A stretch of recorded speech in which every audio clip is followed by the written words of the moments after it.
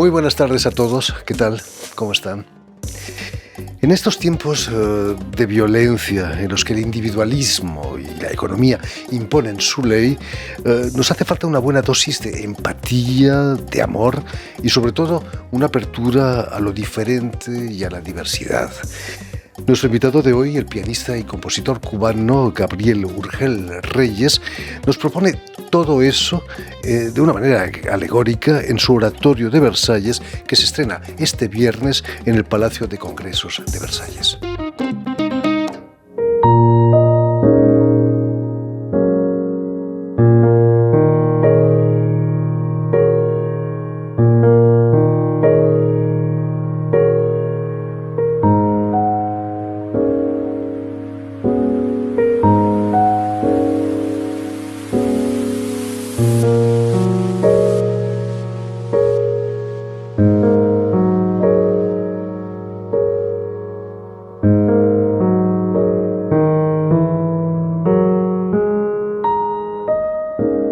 Buenas tardes, Gabriel.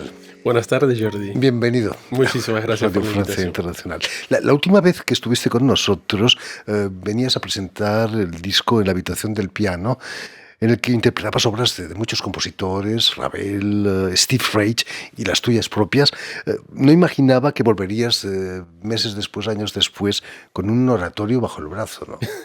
Sí, ha sido un cambio de escala, digamos, en mi producción artística y sobre todo mi producción como compositor. Es una obra que tiene una génesis del hecho de vivir en Versalles.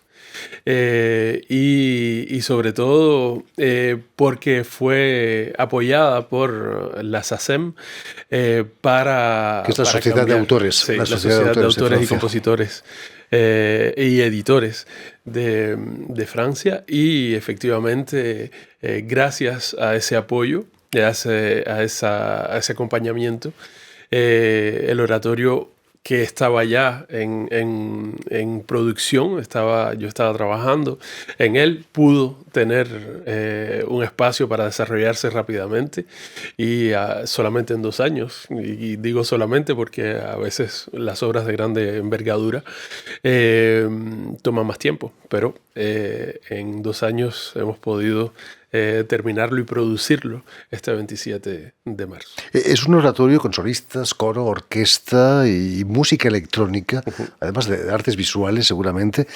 Si Bach hubiera conocido la informática, la hubiera aprovechado seguramente, ¿no? Es seguro porque... Le encantaban las cosas modernas. Sí, y además el hecho, esta noción de transdisciplinaridad que hay en esta obra no es nueva. Si se piensa en Bach, justamente, violinista, clavecinista, organista, componiendo oratorios, es decir, una manera de poner en escena sus obras también, vemos que viene desde muy lejos esta noción de transdisciplinaridad. Y efectivamente, el oratorio de Versalles está inscrito en el siglo XXI con la noción de transdisciplinaridad entre la música, las artes visuales y los instrumentos electrónicos que permiten crear universos sonoros un poco más extendidos, digamos, en el momento de la expresión de la obra en vivo. Muchos piensan que ya el concierto, la forma concierto, es anacrónica, vestidos con frac. Ya nadie se viste de frac en la vida cotidiana hoy en día. No, nosotros, por ejemplo, en el oratorio, cómo buscamos, y es algo que yo vengo trabajando desde hace mucho tiempo también, tocar en salas diferentes, en salas que son más bien entre la sala de exposiciones y la sala de conciertos. Efectivamente, tratamos de hacer evolucionar todo eso, pero no creo que sea yo solo, creo que todos los artistas en este siglo XXI buscan otras formas de hacer. Y entonces, efectivamente, en el Oratorio de Versalles no estamos vestidos de frac, pero Hay una coherencia visual que se acuerda también con las obras pictóricas que son expuestas, que es un trabajo también que yo realicé al mismo tiempo, porque estoy investigando la cuestión del artista transdisciplinario a través de esta obra principalmente. Es la primera de esta envergadura en la que trabajo todo de manera tan visible. Mucho trabajo, imagino, sí, ¿no? Mucho trabajo. Un oratorio en estos tiempos revueltos en los que vivimos nos invita quizás a la reflexión, quizás a la oración. ¿Es un oratorio profano o lo consideras religioso también? No, es un oratorio completamente profano. Está inspirado en el Cantar de los Cantares, pero simplemente estructuralmente. Es decir, en cuadros musicales y poéticos, y sobre todo con esta noción del encuentro entre un hombre y una mujer, dos partes, pero que están representadas de manera igualitaria en sus expresiones. La solista es una soprano, Cyrielle Njiki-Nia, y el solista es Théophile Alexandre, que es un contratenor. Y el objetivo era de mantener una igualdad en la expresión vocal y sobre todo en la tesitura, para que el discurso pudiese ser intercambiable, porque el libreto de poemas puede hacerse de un lado o del otro de los solistas. No puedo evitar pensar en la creación de Oratorio de Haydn, en que hay un dúo maravilloso entre Adán y Eva, pero muy machista.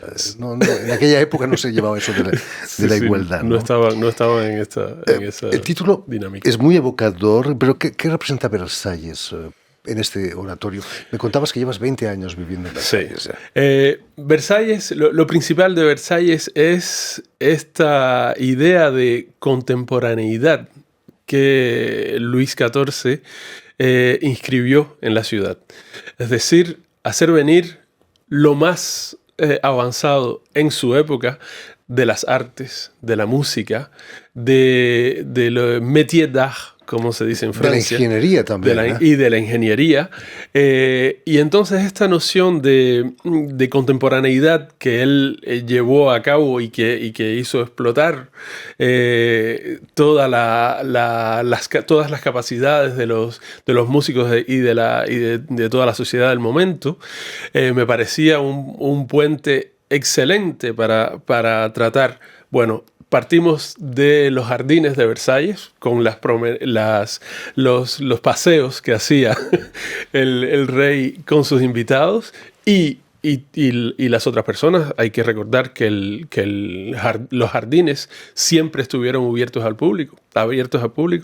Y entonces esa idea de crear un puente entre aquella contemporaneidad y nuestra contemporaneidad me parecía muy interesante y necesaria para también hacer ver que Versalles no es solamente un lugar de patrimonio, sino también un espacio para la expresión contemporánea.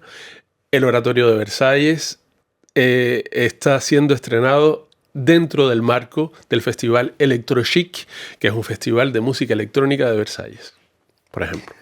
El oratorio es electrochic, precisamente, ¿no? Sí. Naturalmente. Paseando por Versalles, Gabriel, uno puede llegar a dudar de que la revolución haya tenido lugar allí. Todo está un poco fijado, ¿no? Pero me decías que en los últimos años, 20 años, ha evolucionado mucho también. Sí. Yo vivo muy bien Versalles en su dinámica. No es una ciudad detenida en el tiempo.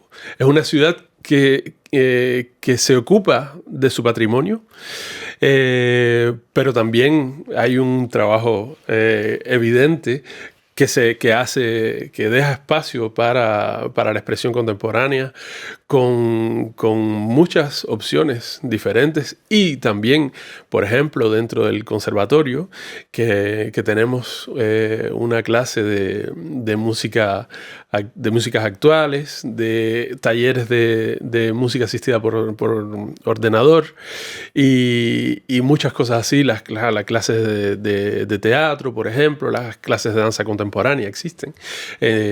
Y todo eso hace un Versalles también contemporáneo, pero que se inscribe en esta idea de patrimonio. Y al mismo tiempo también tiene el Centro Nacional de Música Barroca. También, efectivamente. En Castillo, ¿no? ¿El lenguaje musical es contemporáneo o te has basado también en referencias más clásicas, quizás?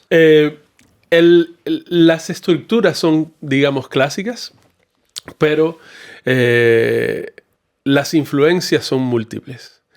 Estructuras clásicas, sí, por supuesto. Las estructuras clásicas en el sentido aria, recitativo, coral, ubertura, cosas así. Pero la influencia viene de la música clásica, efectivamente, pero no podemos decir que venga de un estilo clásico específico. No es barroco o clásico o romántico. Es un poco una mezcla de todo eso, pero con influencias bien visibles de músicas populares de América del Sur, de América Latina, pero también del rock, del metal, del jazz, que están claramente en la estructura de las melodías. Y sí, es un melting pot, como se dice, de todas estas influencias que he tenido. Y también en el sentido instrumental, porque mezclamos instrumentos antiguos, viola de gamba, violín barroco, flauta barroca, traverso, como se le dice, y instrumentos modernos, violines modernos, violonchelo, y también los sintetizadores que vienen a apoyar las voces, el coro, las armonías. Hay momentos en que son sintetizadores solamente en el tratamiento del sonido. ¿Que interpretas tú mismo? Que interpreto yo mismo, sí. Era necesario que yo asuma esta parte. Hay un director musical, por supuesto, Frédéric Pinault, que es un gran director de coros francés y que ha tomado de verdad el oratorio en sus manos y lo tiene. Ha hecho un trabajo excelente con su coro de cámara de Rouen. Y también una puesta en espacio, como se le dice, de parte de Héloïse Sarrazin, que es una joven metteuse en scène, no me acuerdo cómo se dice eso en español. Directora de escena. Una directora de escena, puede ser. Y en fin, es un trabajo con varias ayudas y visiones que han venido para de verdad enriquecer el oratorio y el resultado de este viernes. Para un pianista como tú, Gabriel, ¿no ha sido algo difícil meterse en un proyecto tan amplio, con tanta gente? Incluso como pintor también tienes, pintas solo con el caballete, ¿no? Sí. ¿No te han surgido dudas en un momento dado? ¿No te has preguntado qué hago yo metiéndome en ese jardín? Sí, son momentos, siempre hay momentos en los que uno se dice, bueno, es verdaderamente cargado de trabajo el momento, pero pero las ganas de hacerlo y esta esta alegría enorme que uno siente cuando trabajas con músicos tan excelentes como los de ATA Project, que es mi grupo, ensemble de música que creamos en el 2024 y con el que hemos hecho cosas para los niños enfermos y, en fin, muchos tipos de trabajo diferentes. Y es una alegría inmensa de poder trabajar con este director musical, con la mise en scène, con estos músicos excelentes, de verdad excelentes. Y así es como se disipan las dudas cuando uno hace y avanza. ATA precisamente es el imperativo del verbo atar, pero también ATA son las iniciales de un artilugio informático, ¿no? Efectivamente, ATA es también una forma de crear un lazo, un enlace entre el procesador y la memoria de un ordenador. Entonces, efectivamente, todo lo que hacemos en el proyecto tiene esta dimensión de enlazar, de conectar, de transmitir, porque hay que recordar que el oratorio también es un proyecto pedagógico en el que hemos hecho la historia del oratorio con jóvenes en inserción profesional, en 4 episodios en un podcast que hemos podido estrenar ya en las redes sociales, sobre todo en YouTube. El estreno va a ser en el Palacio de Congresos. Imagino que los nervios deben ya acercarse. ¿Cómo es ese Palacio de Congresos? ¿Es un gran teatro? El Palacio de Congresos tiene varios espacios. Y nosotros hacemos el oratorio en el espacio Mazarin, que es una sala circular en la que podemos hacer una disposición del público diferente. El público viene, como he dicho desde el principio, a visitar el oratorio y no a escuchar solamente el oratorio. Y esta idea de espacio circular era para que la gente pueda deambular dentro del espacio, sobre todo al principio de la obra, en el prólogo, y la disposición de los asientos es diferente de una disposición clásica frontal, y la disposición del coro igualmente, la disposición de los músicos, ella es un poco más frontal, pero hay un dispositivo de inmersión sonora que nos permite trabajar de manera circular el sonido, y es por eso este lugar que se mostró desde el principio del proyecto súper acogedor. Un equipo maravilloso con unas ganas de hacer cosas nuevas y diferentes que nos ha ido muy bien, y muchísimas gracias también al equipo del Palacio de los Congresos de Versalles. ¿Cómo te trataron las autoridades de Versalles municipales, por ejemplo? La verdad es que muy bien. La inclusión en el festival ha sido uno de los éxitos del proyecto, y estamos agradecidísimos por eso. El conservatorio, que también se ha hecho parte del proyecto, y su director Xavier Romary Saumont, que es una persona increíble, con una visión de futuro clara y sólida, y que sabe apreciar justamente la evolución de nuestra enseñanza y también de la práctica artística. Entonces, nada, muchísimas gracias a todos ellos.